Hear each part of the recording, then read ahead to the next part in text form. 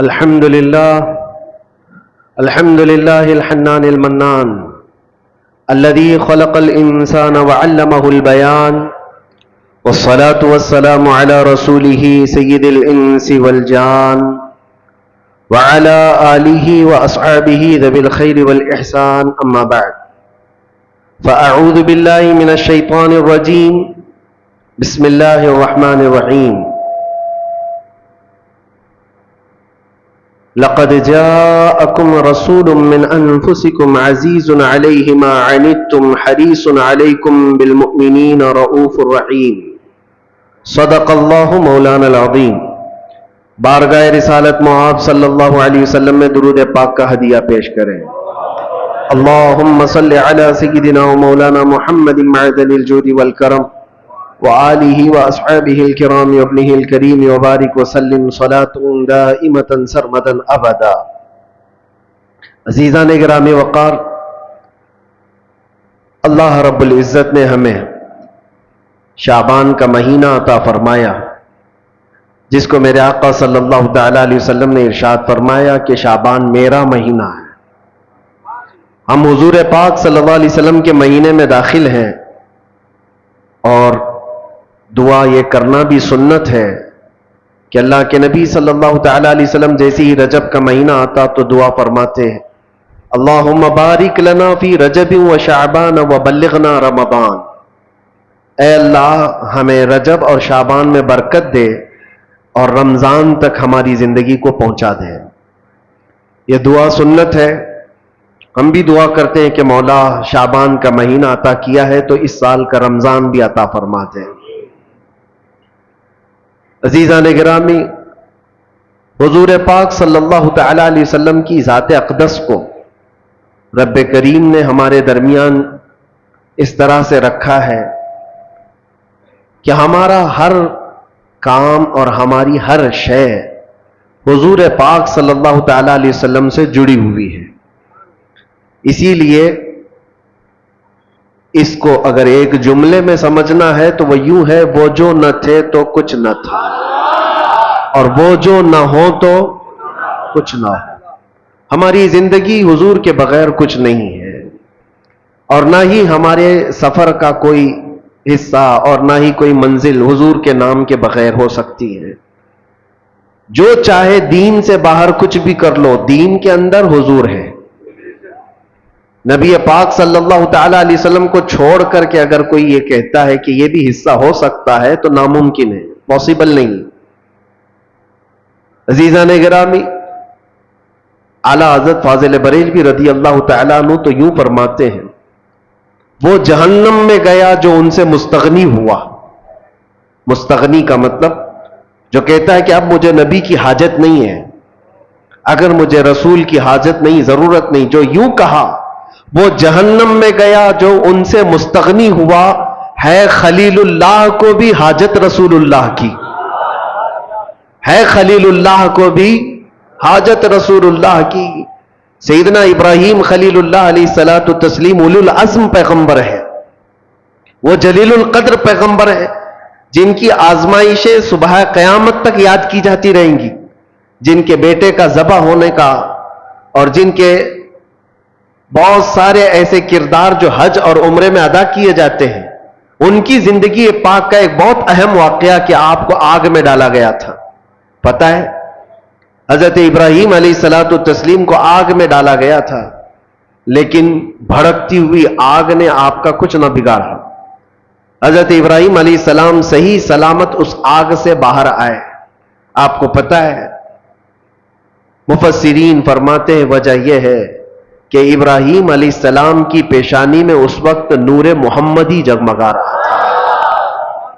حضور پاک صلی اللہ علیہ وسلم کس کی اولاد میں سے ہیں؟ ابراہیم علیہ السلام کی اولاد میں سے. اور یہی کہا ہے کہ جب حضرت اسماعیل علیہ السلام کو ذبح کرنے کے لیے ابراہیم علیہ السلام لٹائے تو وہ تیز چاقو ان کے ہاتھ میں تھی کہ وہ پتھر کو مارتے تو 2 ٹکڑے ہو جاتے تھے، پتھر کٹ جاتا تھا. لیکن اسماعیل علیہ السلام کے نرم و نازک گلے پہ چلاتے تو چلتی نہیں تھی، گلا کٹتا نہیں تھا.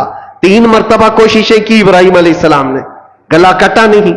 اور پتھر پر مارتے تو پتھر کٹ جاتا تھا. मुफस्सिरीन फरमाते वजह वहां पर भी यही है कि इस्माइल अलैहिस्सलाम की पेशानी में नूर मोहम्मदी मौजूद था। अभी मोहम्मद मुस्तफ़ा सल्लल्लाहु अलैहि वसल्लम को कायनात में आना बाकी था।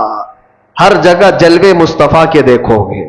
इसीलिए आला हज़रत ने कहा है खलीलुल्लाह को हाजत रसूलुल्लाह की। जब अंबिया किराम अलैहिमुस्सलाम को नबी की हाजत है तो हम और तुम क्या है? उम्मती हैं। हमें बगैर मुस्तफ़ा करीम सल्लल्लाहु ताला अलैहि वसल्लम के यहां पर कोई चीज हासिल करना पॉसिबल नहीं है। इसीलिए आला हज़रत फरमाते बखुदा खुदा का यही है दर। बखुदा मतलब कसम खुदा की। बखुदा का मतलब होता है कसम खुदा की। बखुदा खुदा का यही है दर, नहीं और कोई मफर मकर। उर्दू हार्ड है लेकिन समझ ले तो समझ में आ जाए। मफर कहते हैं भागने की जगह और मकर कहते हैं ठहरने की जगह। आला हज़रत फरमाते हुजूर को छोड़ोगे तो न भागने की जगह है न ठहरने की जगह है। कहां जाओगे? नहीं और कोई मफर मकर। और अगर कोई ये कहता है मैं बहुत पहुंचा हुआ हूं, अल्लाह की बारगाह में मेरा बड़ा मकाम है, कोई अपने आप को वली भी साबित करता हो या कुछ लोगों ने मिलकर के किसी को वलीउल्लाह बना दिया हो, सब कान खोल करके सुन ले। कोई वली कब बनता है, कोई अल्लाह का वली कैसे मशहूर कर दिया जाता है। लोगों के ढकोसले से कोई वली नहीं बनता, किसी के छल्ले अंगूठियां पहनने से वली नहीं बनता, बालों के लट्ठे बना लेने से वली नहीं बनता, हत्ता कि अगर कोई पानी पे चल के दिखाए तो भी वली नहीं बनता, हवा में उड़ के दिखाए तो भी वली नहीं बनता। मियां ये इतनी बड़ी बड़ी चीजें मैं कह रहा हूं, ये तो कौम पागल है जो सिगरेट पीने वाले और तंबाकू वाले को भी बना लेती है। हकीकत क्या है? अल्लाह के नबी सल्लल्लाहु ताला अलैहि वसल्लम की जाते अक़दस से ऐसी वाबस्तगी। अल्लाह का वली कौन होता है? फरमाते हैं इमाम इश्क व मोहब्बत जो वहां से हो यही आके हो, जो वहां से हो यही आके हो, जो यहां नहीं तो वहां नहीं। जो हुजूर के दरबार का नहीं है तो फिर अल्लाह के दरबार का नहीं हो सकता। जो वहां से हो यही आके हो। अगर हुजूर की शरीयत को छोड़ करके कोई कहता है अल्लाह का वली है तो वो सबसे बड़ा दज्जाल है, वो झूठा है। सैयदना शेख अब्दुल कादिर जीलानी रदी अल्लाह तआला अन्हु से बढ़कर के कौन पीर है? पीराने पीर गौसुल आजम दस्तगीर, जिनकी करामात पर हम और तुम तो छोड़ो, जो औलिया इकराम के मुतालिक आई काई करते हैं वो भी गौसे पाक को वली मानते हैं। हाँ, शेख इब्ने तैमिया अहले हदीस के बहुत बड़े इमाम शेख इब्ने तैमिया ने कहा है कि अगर कसरत से किसी की करामात साबित है तो शेख अब्दुल कादिर जीलानी की। उनके मुतालिक कह रहा हूं, जिनकी विलायत पर सबका इत्तेफाक है, सारे मानते हैं। वो गौसे आजम रदी अल्लाह तआला अन्हु नमाज पढ़ रहे हैं और बादल का एक टुकड़ा आपके ऊपर साया बन गया है। किसी और के ऊपर बन जाए तो फिर पता नहीं वो क्या समझ ले अपने आप को। वो बादल के टुकड़े से आवाज भी आने लगी, बात भी हो रही है, ए अब्दुल कादिर आज से तेरे लिए सारे हराम हलाल कर दिए गए, आज से तेरे लिए नमाज माफ कर दी गई, इतनी इबादत तुमने की है। सरकार गौसे पाक ने इबादत भी उतनी की थी। अगर कोई 100 रकात पढ़ करके थक जाए और वो सोचे कि मुझे कहीं से आवाज आई तो उसको लगता है हाँ पक्का मेरी कबूल हो गई है, 100 तो पढ़ा हो। गौसे पाक तो 40 साल तक पूरी रात इशा से लेकर फजर तक खड़े रहे, 40 साल तक। हड्डियां निकल आई थी जिस्म से, एक अंगूर के दाने से सहरी करते और एक गिलास पानी से इफ्तार किया करते। और इतनी कसरत से इबादत के बाद अगर आसमान से आवाज आए तो बंदे को यकीन हो जाना चाहिए कि मेरी तो इबादतें इतनी हैं, हो सकता है डायरेक्ट मेरे पास अल्लाह की तरफ से बात आ रही। लेकिन गौसे पाक की तरफ आवाज आई बादल के टुकड़े से, ए अब्दुल कादिर आज से तेरे लिए नमाज माफ है, सारे जितने तुम्हारे लिए हराम चीजें थे हलाल हो गई। गौसे पाक ने जलाल में कहा यह आवाज रहमान की नहीं, यह शैतान की है। कोई चीज किसी के लिए कयामत तक हराम हलाल नहीं हो सकती जिसको मेरे मुस्तफा ने हराम किया हो। जो नबी पाक ने हराम कर दिया वो कयामत तक के लिए हराम है, किसी के लिए हलाल नहीं हो सकती। उसमें अब्दुल कादिर जीलानी क्या और कोई और क्या, गौसे पाक फरमाते यह आवाज शैतान की है। और दूसरी चीज آج سے میرے لیے عبادت معاف ہو گئی. غوث پاک فرماتے ہیں جو سید الانبیاء کے لیے نماز معاف نہیں ہوئی تو عبد القادر کے لیے کیسے ہو سکتی؟ یہاں تو بہت سارے ایسے ہی بیٹھے ہوئے ہیں، یہاں بیٹھے ہیں اور تصور میں نماز پڑھ رہے ہیں، اور دیوانے لوگ بھی ان کے پیچھے بھاگے جا رہے ہیں. سوچو تو صحیح، نبی پاک صلی اللہ علیہ وسلم کو چھوڑ کر کے اگر تم چاہتے ہو، کچھ لوگوں نے ایسے گمراہ کر رکھا ہے لوگوں کو. یاد رکھنا میرے عزیزو، ولایت کی کسوٹی شریعت مصطفیٰ ہے. حضور کو چھوڑ کر کے کوئی ولی نہیں بن سکتا. ولایت وہی ہے جو نبی پاک صلی اللہ تعالی علیہ وسلم کے نقش قدم پر چل رہا ہو. پیر ہو تمہارا، ولی ہو کوئی، ایسے کا دامن آنکھ بند کر کے تھام لینا جو تمہیں آنکھ بند کر کے سیدھے مدینے پہنچا دیتا ہو، حضور کی محبت تمہارے سینے میں ڈالتا ہو. باقی جھولا چھاپ ہے، سب باقی سب چندہ چھاپ ہے. دنیا میں ایسے ڈھکوسلے بہت ہوں گے. شیطان خضر کے لباس میں گھومتا ہو، اس کے پیچھے آنکھ بند کر کے بھاگنا تمہارے لیے بڑا خطرناک ہے. اور سے پاک رضی اللہ تعالیٰ عنہ نے فرمایا جو عبادت اللہ کے نبی سید الانبیاء کے لیے معاف نہیں ہوئی میرے لیے کیسے معاف ہو سکتی؟ یہ شیطان کی آواز ہے، یہ شیطان کی آواز ہے. بادل کے ٹکڑے سے شیطان آواز دے سکتا ہے، بادل کے ٹکڑے سے شیطان آواز دے سکتا ہے، تو پھر کسی کی چٹھی نکال کے کیوں نہیں دے سکتا؟ آج کے دور میں لوگ یہ سمجھتے ہیں چٹھی نکالتا ہے بابا اور سب ہمارے راز جانتا ہے. میاں شیطان بہت کچھ کر سکتا ہے. ابھی بڑا دجال جب آئے گا وہ تو بارش بھی برسا کے دکھا سکتا ہے، سبزہ اگا کے بھی دکھا سکتا ہے. حدیث پاک میں وہ بڑا دجال تو مردے کو زندہ کر کے بھی دکھائے گا. لیکن تمہارے ایمان کا امتحان ہوگا. ہر گھڑی تم یہ دیکھو، یہ سارے عجائب دیکھ کر کے پاگل نہ ہو جانا. اپنے نبی کو یاد کرنا، میرا خدا رب العالمین ہے، اللہ رب العزت ہے. اور اب آپ کو میں بتاؤں، غوث پاک رضی اللہ تعالیٰ عنہ پر دوسرا حملہ کیا شیطان نے. کہا عبد القادر اتنا پڑھے لکھے ہو تم، اتنا پڑھے لکھے ہو، اگر اتنا پڑھے لکھے نہیں ہوتے تو آج تو میں تم کو گمراہ کر دیتا. آج جو میں نے کہا ہے، اب شیطان اپنی اصلیت پہ آیا. آواز جو آ رہی تھی بادل کے ٹکڑے سے کہ تمہارے لیے عبادت معاف ہے، تمہارے لیے حرام حلال ہے. غوث پاک نے جب جواب دیا تو شیطان کہتا ہے بہت پڑھے لکھے ہو تم، اور اتنا پڑھے لکھے ہو کہ آج تمہارے علم نے بچا لیا تمہیں، ورنہ گمراہ ہو جاتے آج. غوث پاک نے فرمایا ابلیس تو مجھے دوبارہ گمراہ کر رہا ہے، مجھے میرے علم نے نہیں میرے خدا کے فضل نے بچایا. علم تو تیرے پاس بھی تھا، علم تو تیرے پاس اتنا تھا کہ فرشتوں کو پڑھایا کرتا، لیکن تو بچ نہ سکا. اس لیے میرے عزیزوں، ہر گھڑی اس کا وار ہے شیطان کا، ابلیس کا ہمارے اوپر. لیکن کسوٹی ایک ہی اپنی زندگی پر رکھو کہ نبی پاک صلی اللہ تعالی علیہ وسلم کی ذات کے لیے ایسی کسوٹی رکھو کہ ہمارے بزرگوں نے جو ہمیں تعلیم دی ہے، نبی سے ہو جو بیگانہ اسے دل سے جدا کر دے. نبی سے ہو جو بیگانہ اسے دل سے جدا کر دے، پدر مادر برادر جان و مال ان پر فدا کر دے. یہ ہماری کسوٹی ہو، یہ ہماری زندگی کا معیار ہو. اور بعض لوگ یہ سمجھتے ہیں کہ ہم تو نبی پاک صلی اللہ علیہ وسلم سے بے انتہا محبت کرتے ہیں، اور تھوڑا بھی اگر کوئی دوسری جماعت کا دکھتا ہے جس کے دل میں حضور صلی اللہ تعالی علیہ وسلم سے بغض لگتی ہے تو ہم تو اس سے دور رہتے ہیں. صرف اتنا ہی نہیں ہے، نبی سے ہو جو بیگانہ کا مطلب کیا ہے؟ جو شریعت چھوڑ کر کے بھاگ رہا ہے وہ نبی سے بیگانہ ہی تو ہے. حضور پاک صلی اللہ تعالی علیہ وسلم سے اپنا دامن چھڑانے کی بات کرتا ہے، وہ نبی سے بیگانہ ہے. ایسے کو نہ تم اپنا دوست بناؤ، نہ اپنوں کی صحبت میں اس کو رکھو. اس لیے کہ قیامت کے دن جب پکڑ ہوگی، بروں کی صحبت کی وجہ سے بہت سارے ایسے ہوں گے جو جہنم میں جا رہے ہوں گے. صرف کیوں؟ ان کی دوستی خراب تھی، دوستی برے لوگوں سے تھی.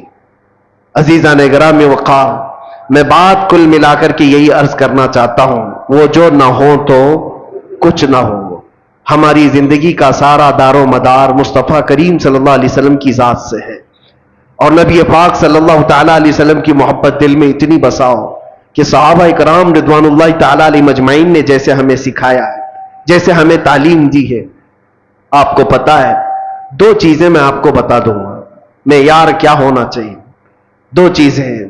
ایک صحابی حضرت انس بن نزیر رضی اللہ تعالیٰ عنہ، حضور پاک صلی اللہ تعالی علیہ وسلم کے رازدار صحابہ میں سے ایک ہے. راز کی باتیں حضور اکرم صلی اللہ علیہ وسلم ان کے ساتھ شیئر کیا کرتے ہیں.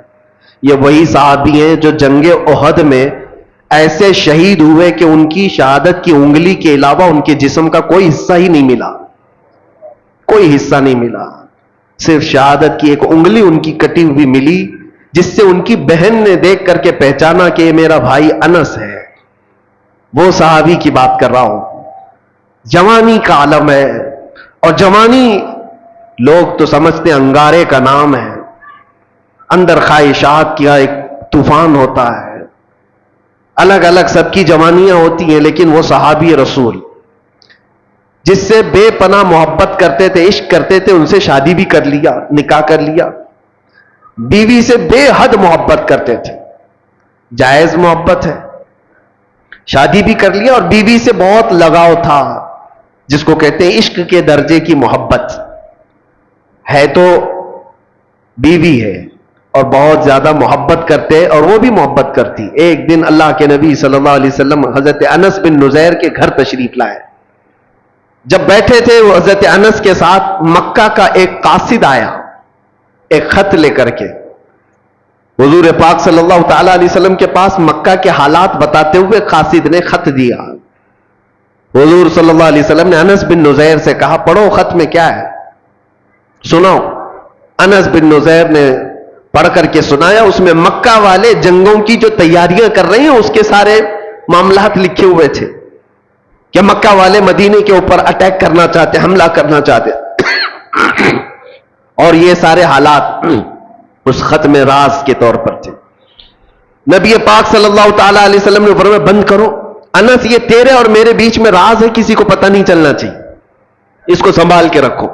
حضرت انس نے کہا, جیسا حکم سرکار کا. حضور پاک صلی اللہ تعالی علیہ وسلم گھر سے نکل کر کے باہر تشریف لے گئے.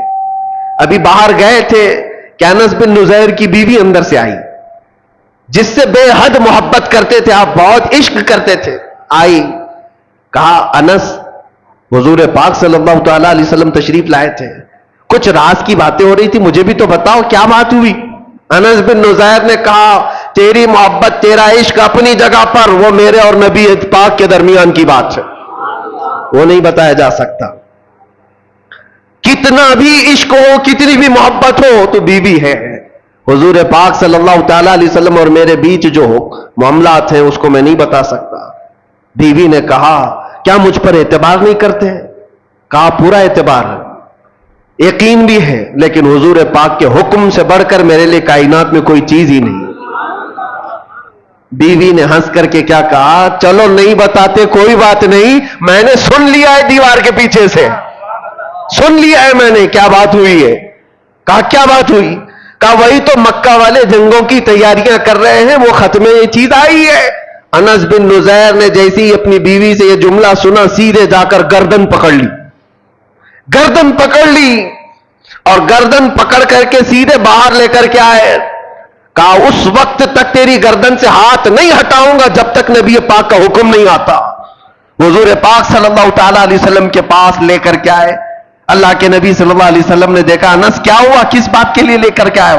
کہا آقا, میں مجرم نہ ٹھہرایا جاؤں, آپ نے فرمایا تھا راز کی بات ہے, میں حفاظت کر رہا تھا, میں نے کسی کو نہیں کہا, لیکن دیوار پیچھے سے میری بیوی نے سن لیا, اور جب مجھے خبر ہو گئی کہ اس نے سنا ہے, میں اس کی گردن پکڑ لیا ہوں.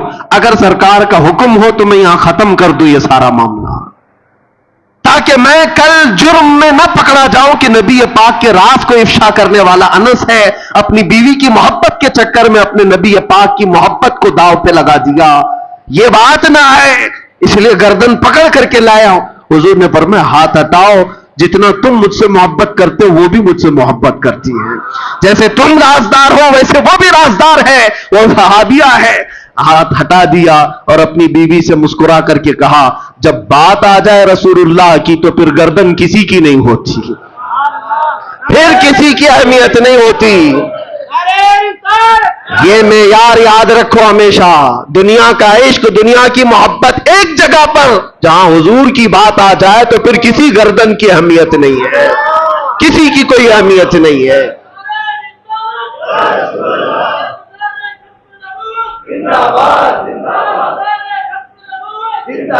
یہی معیار صحابہ نے ہمیں دیا تھا، یہی معیار. اور آج جو چیزیں ہمیں روک لیتی ہیں میرے عزیزو، یہ ہمارا کمفرٹ جینے کا شوق، ہمارا آرام سے رہنے کا شوق ہمیں بہت ساری قربانیوں سے پیچھے لے جاتا ہے. کیوں نہیں بات کرتے آج کوئی حضور پاک صلی اللہ تعالی علیہ وسلم پر اگر کتے بھونکتے ہو، کوئی خاموش بیٹھتا ہے یا کوئی خاموشی سے سنتا ہے تو صرف اس کے پاس ایک مجبوری ہے، بولوں گا تو میرے بیوی بچوں کا کیا ہوگا، میرے گھر بار کا کیا ہوگا، میرے جائیداد کا کیا ہوگا. میں پوچھتا ہوں کیا وہ صحابہ کے بیوی بچے نہیں تھے، ان کی جائیدادیں نہیں تھی، ان کے گھر بار نہیں تھے؟ عزیزان گرامی وقار، ان کے تو ایسے تھے جن سے وہ کمال درجے عشق کرتے، محبت کرتے، لیکن جب حضور کی بات آتی تو کہتے کل جہاں ایک طرف میرے مصطفیٰ کی محبت الگ ہے، اس کا مقام الگ ہے.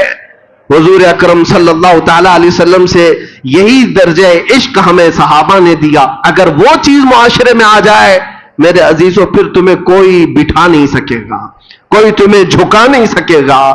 آج مجھے اس بات کا احساس ہے کہ میں جو باتیں کرتا ہوں اس سے لوگوں کو تکلیف کیوں ہے. بہت سارے خطیب ہیں، بہت سارے مقرر ہیں. مجھے ایک صاحب نے کہا تھا کہ آپ صرف مقرر نہیں ہیں، آپ صرف خطیب نہیں ہیں، ہمیں یہ دیکھنا پڑتا ہے کہ لوگوں کے اندر انفلوئنس کتنا رکھتا ہے، لوگوں کے اندر اپنا اثر کتنا رکھتا ہے. اور ہم نے بتایا اثر کیا یہ زبان کی وجہ سے ہوتا ہے؟ زبان تو ہزاروں کے پاس ہے، نہیں، اثر یہ صرف اور صرف محبت مصطفیٰ کی وجہ سے ہوتا ہے. اور جہاں بندہ یہ احساس کر لے جاتا ہے میری ذمہ داری ہے، میں نبی کا ہوں اور میری ذمہ داری ہے، میرے عزیزوں پھر کسی خطیب اور مقرر کی بھی اسے ضرورت نہیں پیش آتی. وہ صحابہ اکرام رضوان اللہ تعالی علیہ مجمعین کو قربانیاں دینے کے لیے کسی نے اکسایا تھا، کسی نے ابھارا تھا. کیسے وہ صحابیہ کی بات جب میں یاد کرتا ہوں تو رونگٹے کھڑے ہو جاتے ہیں. جنگ کے میدان کے بعد آتی ہے حضور کی بارگاہ میں اور کہتی ہے سنا ہے میرا جوان بیٹا شہید ہو گیا، اگر آپ حکم دیں تو میں اپنے بیٹے کی لاش دیکھوں. یہاں خبر آ جائے کسی کے مرنے کی تو کیا حالت ہوگی.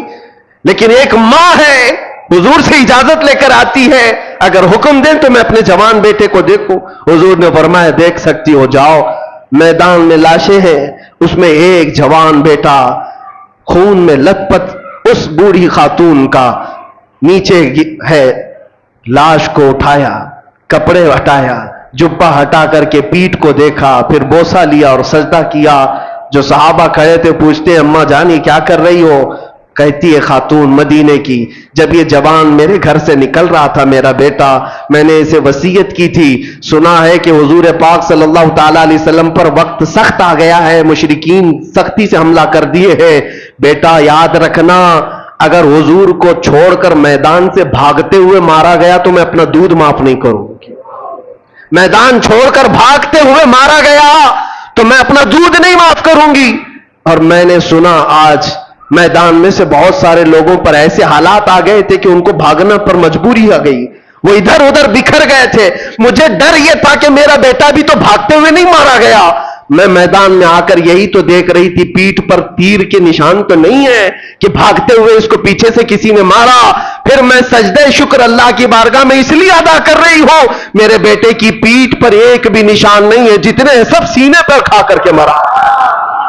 وہ مائیں کیسی تھی، قربانیاں اور ان کے بعد سامنے بچوں کی لاشیں ہیں اور وہ یہ کہتی اللہ کا شکر ہے کہ میرا بیٹا جمع مردی کے ساتھ گیا ہے. وہی مدینے کی خاتون ہے، وہ آتی ہے بارگاہ مصطفیٰ میں اور عرض کرتی ہے یا رسول اللہ کل مصیبت بعدک جلن، آپ ہیں تو پھر ہر مصیبت حل کی ہے.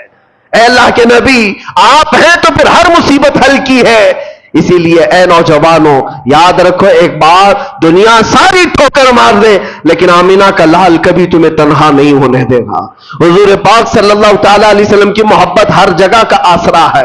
یہ میرے تجربے کی بات میں بتا رہا ہوں. اگر ایمان نہ ہوتا اور حضور کی محبت کا یہ درجہ نہ ہوتا تو ہم جیل میں پتہ نہیں کہاں سے کہاں پہنچ گئے ہوتے، کس طرح کے حالات ہوتے. میں نے ایک دو نہیں سینکڑوں لوگوں کو پاگل ہوتے ہوئے اندر دیکھا ہے، ڈپریشن کے شکار میں خودکشی کرتے ہوئے دیکھا ہے اور لوگوں کو کفریات بکتے ہوئے دیکھا ہے. کوئی خدا نہیں، کوئی قرآن نہیں، کوئی دعا نہیں. جب نا امیدی اور مایوسی آتی ہے تو لوگ بفر جاتے ہیں، کفر بکنے لگتے ہیں، خودکشی کر لیتے ہیں، اور یا تو پھر مینٹلی اس طرح سے ڈس اپیئر ہو جاتے ہیں کہ وہ پاگل پن کے شکار ہو جاتے ہیں، مانسک سنتولن کھو بیٹھتے ہیں۔ یہ سب حالات دیکھ دیکھ کر کے ہمیں بھی احساس ہوتا تھا کہ ہمارا کیا ہوگا مستقبل، ہمارا فیوچر کیا ہوگا، جہاں پوری طاقتیں باہر لگی ہو چھوٹے موٹے لوگ کیا کر سکیں گے۔ لیکن میرے عزیزو ایک چیز سہارا دیتی تھی، ایک چیز سہارا دیتی تھی، جب آنکھ بند کریں گنبد خضرا کی روشنی سہارا دیتی ہے۔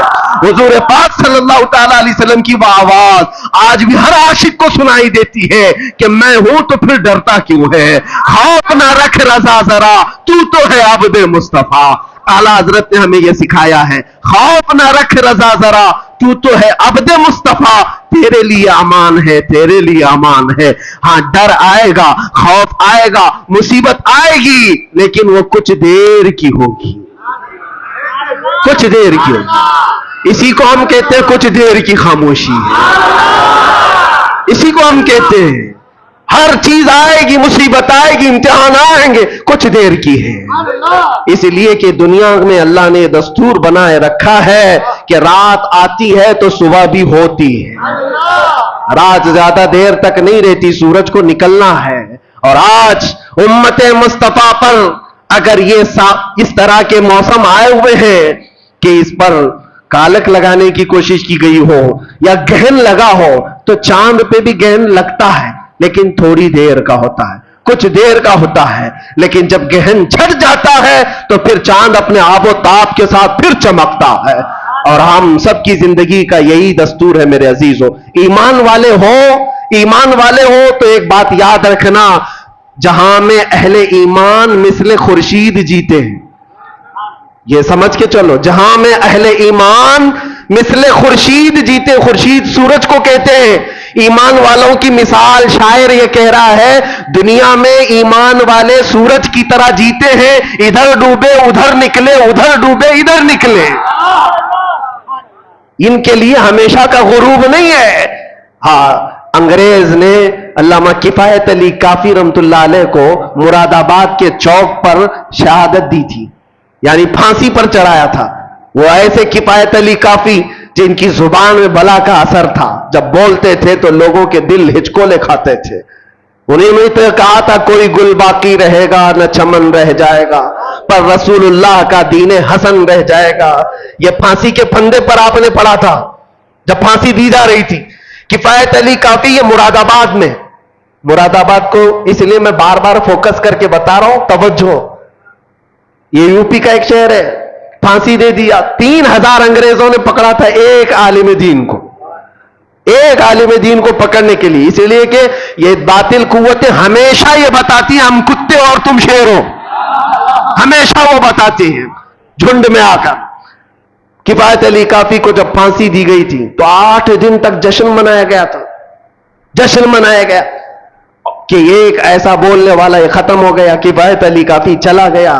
لیکن پاگلوں کو یہ پتہ نہیں ہے رب قدیر کا دستور کیا ہے، اس کا قانون کیا ہے۔ مراد آباد شہر سے صرف 100 کلومیٹر دور بریلی شریف ہے، ادھر کفایت علی کافی کو پھانسی پر چڑھایا جا رہا تھا اور ادھر بریلی میں امام احمد رضا پیدا ہو رہے ہیں۔ جہاں میں اہل ایمان مثل خورشید جیتے ہیں، ادھر ڈوبے ادھر نکلے، ادھر ڈوبے ادھر نکلے۔ کفایت علی کافی تو یہ کہتے تھے کوئی گل باقی رہے گا نہ چمن رہ جائے گا، پر رسول اللہ کا دین حسن رہ جائے گا۔ لیکن بریلی والا تو یوں کہنے لگا وہ کمال حسن حضور ہے کہ جہاں میں کہ گمان نقص جہاں نہیں، یہی پھول خار سے دور ہے، یہی شمع ہے کہ دھواں نہیں۔ ایک کفایت علی کافی کو پھانسی پر چڑھا کر 8 دن جشن منایا، لیکن بریلی والا اٹھ کر کے ایسا عشق پلایا کہ کونے کونے سے آواز آنے لگی، ڈال دی قلب میں عظمت مصطفیٰ سیدی اعلیٰ حضرت۔ ہاں، اللہ کا یہ دستور ہے، آج میں یہاں کھڑا ہوں، کل نہیں ہوگا اور کوئی اور آئے گا، لیکن یہ منبر خالی نہیں ہوگا، یہ منبر خالی نہیں ہوگا، یہ مسجد ویران نہیں ہوگی۔ میں اسی مسجد کا امام، میں اسی منبر کا ایک خطیب رہا، لیکن میرے بعد لوگ آتے گئے جاتے گئے۔ کیا کسی دن نماز بند ہوئی؟ کیا کسی دن خطبہ ختم ہو گیا؟ ہم تو ذریعہ ہیں، اللہ تبارک و تعالی ہمیں یہاں پر وقت مقررہ کے لیے رکھتا ہے، اسی طرح سے ہمارے بعد بھی آئیں گے، لیکن یاد رکھنا اللہ کا وعدہ ہے کہ لوگ اپنے منہ کے پھنکوں سے چراغ خدا کو بجھانا چاہتے ہیں اور اللہ صبح قیامت تک اس چراغ کو روشن رکھے گا. لیکن ہم سب کی اور آپ کی ذمہ داری یہ ہے، ایسے جتنے بھی آئے ٹوپی پگڑی جبہ دیکھ کر کے نہیں پہچاننا، کبھی بھی نہیں. ہمارا معیار، ہماری کسوٹی یہ سارے لباس نہیں ہے، چال چلن نہیں ہے، چلت پھرت نہیں ہے، زبان نہیں ہے. ہماری کسوٹی صرف اور صرف ایک ہے. کسی کے اندر جھانک کر کے بھی دیکھو، گھس کر کے بھی دیکھو، ایک چیز ملنا چاہیے، وہ جو نہ ہو تو کچھ نہ ہو. وہ یہی کہنے والا حضور کے بغیر کچھ نہ ہو. اس کے اندر اتنی محبت اور اتنا عشق ہو تو پھر وہ کسی کسان کا بھی بیٹا ہو، ہمارے سر کا تاج ہے، وہ ہمارا امام ہے. عزیزان گرامی وقار، اسی کو میں خلاصہ کلام کے ساتھ آج یہ عرض کرنا چاہوں گا کہ اپنے حالات کو بھی بدلو. دنیا تمہارے انتظار میں ہے، دنیا تمہارے انتظار میں. تم نے اپنے اوقات کو کس چیز میں برباد کر رکھا ہے؟ سوشل میڈیا پر 18 گھنٹے برباد کرنے والے لوگ، نوجوانوں کی. آپ کے پاس موبائل ہے، اس میں دیکھ لو کبھی کبھار کہ کتنے گھنٹے آپ نے یوٹیوب یوز کیا ہے، کتنے گھنٹے انسٹا یوز کیا ہے، واٹس ایپ کتنے گھنٹے یوز کیا ہے. موبائل میں یہ ریکارڈ موجود ہوتا ہے. روزانہ کا ایک کیلکولیشن لے کر کے بیٹھو اور اس کے بعد پھر اللہ کریم کی بارگاہ میں یہ سوچو کہ کل رب ذوالجلال کی بارگاہ میں حضور پاک صلی اللہ تعالی علیہ وسلم کے سامنے مجھ سے یہ سوال کیا جائے کہ تو اتنے گھنٹے اس موبائل کو اٹھاتا تھا، 1 منٹ 2 منٹ 3 منٹ بھی قرآن اٹھایا تھا دن بھر میں؟ کیوں نہیں اٹھایا؟ قرآن پاک کو فقط پکڑ کے تو دیکھا، مہینے گزر گئے، اٹھایا ہی نہیں ہے، چھوا بھی نہیں ہے. کیوں نہیں میرے عزیزو؟ جب ہم یہ ناانصافی اپنے ساتھ کر رہے ہیں، خود اپنے ساتھ، تو پھر کسی اور کی ظلم کی کیا شکایت کرنی ہے؟ کسی اور کے کیا واویلے مچانے ہیں؟ اپنے آپ کو بدلو. دنیا آج بھی تمہارے انتظار میں ہے کہ کہاں ہے وہ نبی پاک کا غلام جو نکلتا تھا تو اس کے چلنے کے انداز سے ہی مدینے کی خوشبو آیا کرتی تھی. آج میں چاہتا ہوں ہر جوان آ جائے، حضور پاک کی محبت کا واسطہ دیتا ہوں، حضور پاک کی محبت کا واسطہ دیتا ہوں کہ ہر نشہ کو چھوڑ دو، ہر برائی کو چھوڑ دو. وقت بہت کم رہ گیا ہے تمہاری زندگی میں بھی اور تمہاری نسلوں کے لیے بھی. اور امت پر جو حالات آ جائے، اسلام پر جو حالات آئے، بہت شارٹ پیریڈ ہے، بہت تھوڑا سا وقت ہے. کچھ کر جاؤ، کچھ اپنے آپ کو بدل ڈالو اور ایسا کر جاؤ کہ دنیا پھر یہ کہے. میرے خلاصہ کلام، میری گفتگو کا لب لباب یہ ہے، اٹھو قوت عشق سے ہر پست کو بالا کر دو، دہر میں نام محمد سے اجالا کر دو کہ محمد سے وفا تو نے تو ہم تیرے ہیں. یہ جہاں چیز ہے کیا، لوح و قلم تیرے ہیں. لبیک یا رسول اللہ، لبیک یا رسول اللہ، لبیک یا رسول اللہ. وآخر دعوانا الحمدللہ رب العالمین.